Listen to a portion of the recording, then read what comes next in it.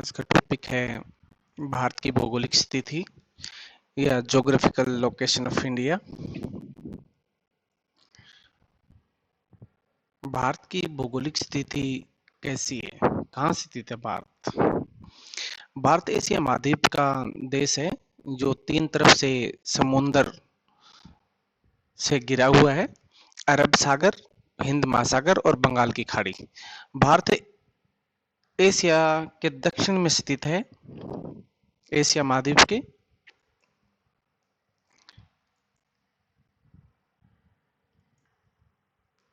भारत उत्तरी गोलार्ध यानी पृथ्वी का आधा भाग में पड़ता है। भारत का उत्तरी गोलार्ध में भूमध्य रेखा यानी इक्वेटर के उत्तर में स्थित है। भारत भूमध्य रेखा से 876 किलोमीटर दूर है। भारत एशिया के दक्षिणी भाग में 8 डिग्री 4 मिनट से 37 डिग्री 6 मिनट उत्तरी अक्षांश तक विस्तार है और पूर्व से पश्चिम तक यह 68 डिग्री 7 मिनट से 97 डिग्री 25 मिनट तक इसका विस्तार फैला हुआ है, जैसा इसमें मानचित्र में दिखाया गया है।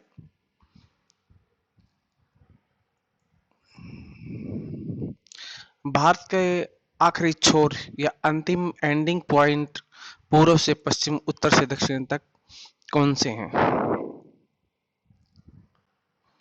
भारत के चारों कोनों पर जो सीमाएं बनती है उनके मुख्य बिंदु या लास्ट पॉइंट, अंतिम छोर कौन से हैं, बिंदु कौन से हैं? तो पहले पूर्वी क्षेत्र आता है अरुणाचल प्रदेश की तरफ, यानी पूर्वी पॉइंट की बूथू अरुणाचल प्रदेश जो ब्लू कलर में मैप पे दर्शाया गया है, अरुणाचल प्रदेश का। सेकंड पॉइंट पश्चिमी पॉइंट गुजरात की तरफ है, गोर मोती या गोवर मोती सरक्रिक गुजरात की तरफ है, एंडिंग पॉइंट है। वेस्टर्न पॉइंट इसमें बोल सकते हैं कि गुजरात का जो लास्ट अंतिम पॉइंट है उसका हिस्सा। नेक्स्ट उत्तरी पॉइंट यानी इंदिरा कोल पॉइंट जो लद्दाख में है। दक्षिणी पॉइंट या पॉइंट जो बोलते हैं इंदिरा पॉइंट या ग्रेट निकोबार द्वीप समूह। और लास्ट में आता है मुख्य बिंदु यानी मुख्य भूमि का सबसे दक्षिणी पॉइंट या छोर कन्याकुमारी या केप कॉमरिन तमिलनाडु में स्थित है।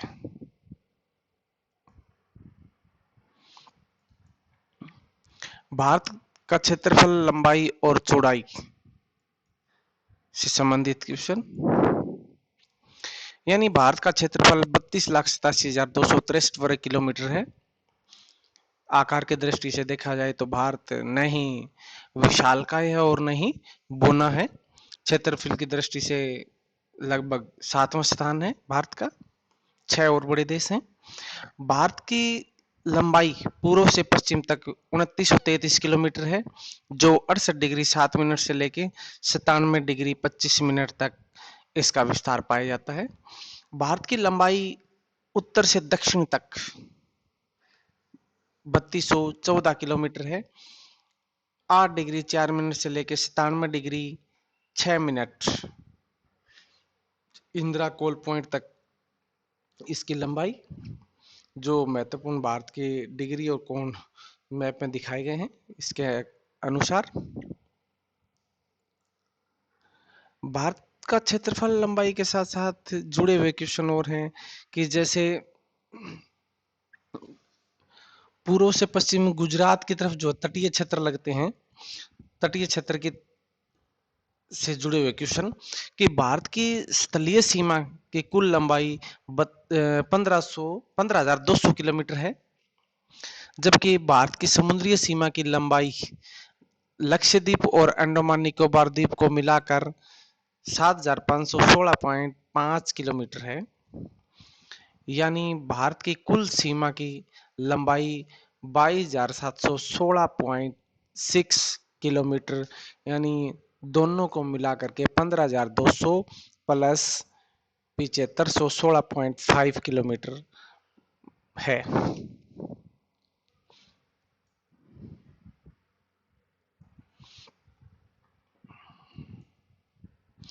भारत का दक्षिणी समुद्री भाग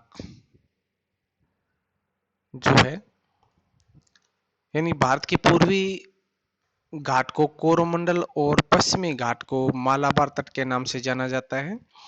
गुजरात से शुरू होने वाला तटीय क्षेत्र यानी काठियावाड़ तट के नाम से जाना जाता है। इसके साथ ही नीचे की तरफ दक्षिणी क्षेत्र की तरफ आगे बढ़ते हुए खंबात की खाड़ी से जस्ट नीचे दमन, और दमन से और चलते हैं पश्चिमी तटीय प्रदेश की तरफ, चलते हैं तो गोवा। गोवा और दमन के बीच का जो भाग है उसको कोंकण तट के नाम से जाना जाता है, जैसे मैप के अंतर्गत दिखाया गया है कोंकण तट।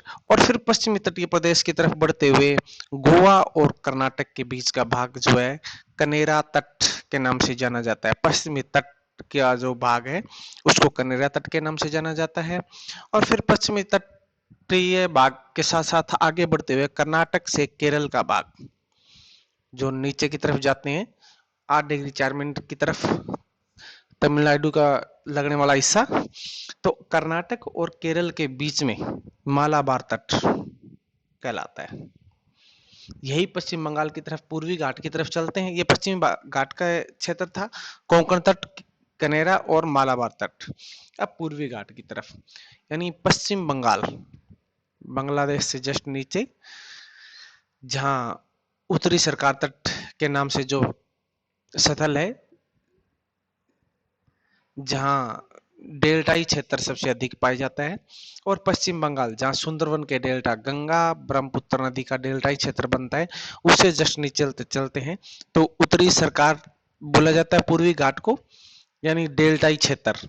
और फिर उसके साथ साथ दक्षिणी भाग में पूर्वी दक्षिणी क्षेत्र की तरफ बढ़ते हुए आंध्र प्रदेश, आंध्र प्रदेश से लगने वाला इलाका, और पूर्वी तटीय मैदान की तरफ बढ़ते हैं तो नीचे आता है तमिलनाडु यानी कन्याकुमारी का वो हिस्सा। तो तमिलनाडु से लेके और आंध्र प्रदेश तक का जो बीच का पूर्वी तटीय मैदान है उसको कोरोमंडल तट के नाम से जाना जाता है। तो ये भारत का समुद्रीय क्षेत्र है, और स्थलीय सीमा से आगे समुद्रों की तरफ 12 नॉटिकल मील तक जो है समुद्रीय सीमाओं का आकलन किया गया है।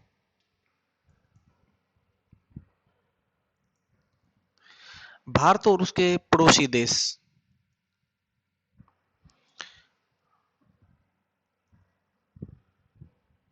भारत की उत्तरी सीमा हिमालय पर्वत से घिरी हुई है। भारत के उत्तर में चीन, नेपाल और भूटान है। पूर्व में म्यांमार और बांग्लादेश है। पश्चिम में पाकिस्तान और अफगानिस्तान है, जैसा कि मैप में दिखाए गए हैं। पाकिस्तान, अफगानिस्तान, नेपाल, भूटान, चीन, म्यांमार और बांग्लादेश, ये इसके महत्वपूर्ण पड़ोसी देश हैं। जबकि दक्षिण में इसके एक तरफ अरब सागर यानी पश्चिम, और दूसरी तरफ बंगाल की खाड़ी पूर्व की तरफ, और बीच में हिंद महासागर यानी नीचे या दक्षिण में है। भारत की सबसे लंबी सीमा बांग्लादेश के साथ और सबसे छोटी सीमा अफगानिस्तान के साथ लगती है।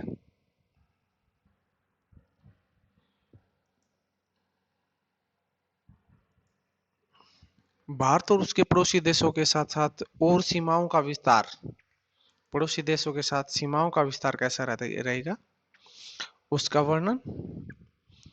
सबसे पहले आता है इसके अंतर्गत कि भारत और बांग्लादेश की सीमा रेखा जो है वो सबसे लंबी सीमा बनती है, यानी 4156 किलोमीटर का लंबा क्षेत्र है। इसके साथ स्थलीय सीमाओं के साथ इसका आकलन है। सेकंड है भारत और चीन, 3488 किलोमीटर का एरिया चीन के साथ लगता है या स्थलीय सीमा बनती है इसके साथ। नेक्स्ट भारत पाकिस्तान, 3323 किलोमीटर का एरिया जो राजस्थान के साथ, गुजरात से ऊपर और राजस्थान के साथ लगता हुआ जम्मू कश्मीर तक हिस्सा पाकिस्तान के साथ लगता है। भारत नेपाल 1751 किलोमीटर का सफर या स्थलीय सीमा इसके साथ लगती है। नेक्स्ट, भारत और म्यांमार 1643 किलोमीटर का एरिया या अंतरराष्ट्रीय सीमा बनती है। भारत और भूटान 699 किलोमीटर। और अंत में है सबसे कम सीमा लगने वाला देश भारत और अफगानिस्तान, 106 किलोमीटर का सफर या अंतरराष्ट्रीय सीमा जो जम्मू कश्मीर के ऊपर अधिकृत पाक अधिकृत कश्मीर के साथ लगने वाला जो क्षेत्र है, वहां 106 किलोमीटर की अंतरराष्ट्रीय सीमा बनती है।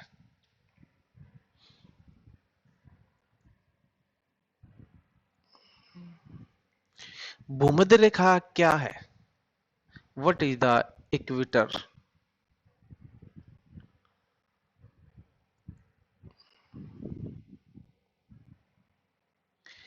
जो काल्पनिक रेखा पृथ्वी के बीचों बीच काटती है, यानी जो रेखा पृथ्वी को दो भागों में बांटती है, उसे भूमध्य रेखा कहा जाता है। भूमध्य रेखा पर सूर्य की किरणें सीधी पड़ती है, इसलिए भूमध्य रेखा पर बसे देशों में ज्यादा गर्मी पड़ती है। साथ ही दिन रात बराबर होते हैं, इसलिए इस रेखा को विषुवत रेखा भी कहते हैं। भूमध्य रेखा के नीचे की रेखा दक्षिणी मकर रेखा और भूमध्य रेखा के ऊपर की रेखा उत्तरी यानी नॉर्थ क्षेत्र में कर्क रेखा कहलाती है। कर्क रेखा भारत के बीचों बीच होकर गुजरती है और जो 8 राज्यों से होकर गुजरती है भारत के।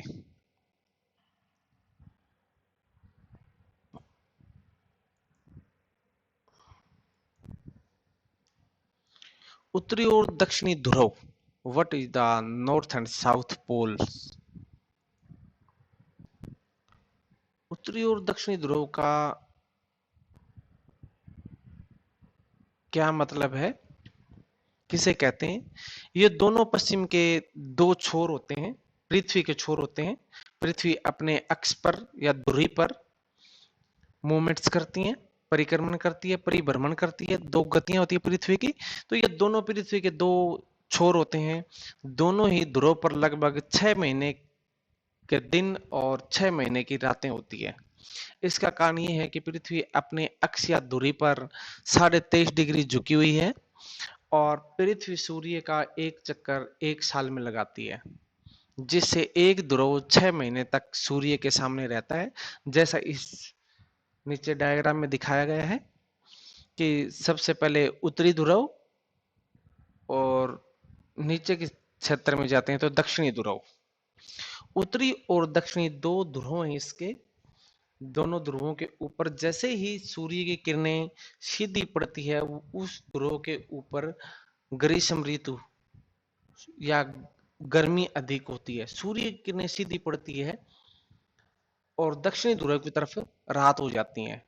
और जैसे ही सूर्य का उत्तरायण और दक्षिणायन होता है, तो उसी तरह दक्षिणी गोलार्ध की तरफ सूर्य की किरणें सीधी हो जाती है और उत्तरी गोलार्ध की तरफ जो है रात हो जाती है। इसी प्रकार ये है कर्क रेखा, मकर रेखा और भूमध्य रेखा या विषुवत रेखा 0 डिग्री अक्षांश के ऊपर स्थित है।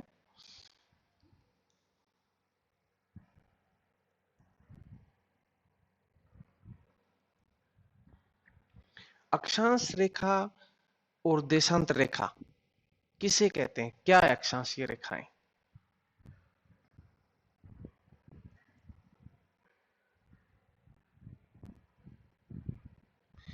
भूमध्य रेखा के समांतर खींची गई रेखाओं को अक्षांशीय रेखाएं कहते हैं और उत्तरी ध्रुव को दक्षिणी ध्रुव से मिलाती हुई जो रेखाएं खींची जाती हैं, जो कि भूमध्य रेखा और अक्षांश रेखाओं को लंबवत काटती हैं, उन्हें देशांतरीय रेखाएं कहते हैं या कहा जाता है। ये सभी तरह की रेखाएं पृथ्वी पर नहीं बनी है, बल्कि इन्हें ग्लोब या मानचित्र पर अध्ययन की सुविधा और समय की गणना के लिए खींचा गया है या खींची गई काल्पनिक रेखाएं हैं, जिनके द्वारा अक्षांश और देशांतरों की गणना आसानी से की जा सकती है। इसलिए इनको मानक रेखाएं भी कहा जाता है।